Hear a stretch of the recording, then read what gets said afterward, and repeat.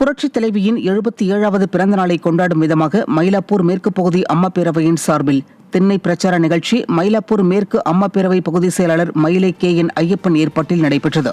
தென் சென்னை தெற்கு கிழக்கு மாவட்ட செயலாளர் வேளச்சேரி அசோக் தலைமையில் நடைபெற்ற இந்த நிகழ்ச்சியில் புரட்சித் தலைவியின் உருவப்படத்திற்கு மலர் தூவி மரியாதை செலுத்தப்பட்டது. பின்னர் புரட்சித் தலைவியின் 77வது பிறந்த நாளை கொண்டாடும் விதமாக கேக் வெட்டப்பட்டது.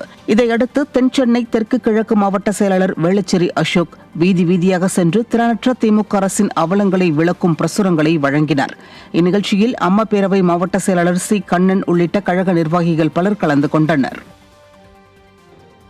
கரண்ட் பில்ல ஏறியாச்சு. கரண்ட் அன்னைக்கு 300 ரூபா, 30 ரூபா, 40 ரூபா, 300 ரூபா, 200 ரூபா கரண்ட் பில் கட்டினவங்க இன்னைக்கு 500 ரூபா, 1000, 2000 கட்டுறீங்க. பாதிக்கு மேல கரண்ட் பில் ஏறியாச்சு. வீட்டு வரி ஏத்தியாச்சு, குடிநீர் வரி ஏத்தியாச்சு, கழிவு நீர் வரி ஏத்தியாச்சு. இந்த குப்பை அள்ளிட்டு போறாங்கல்ல அவங்களுக்கு வரி போட்டு உங்க மேல வாங்கியாச்சு.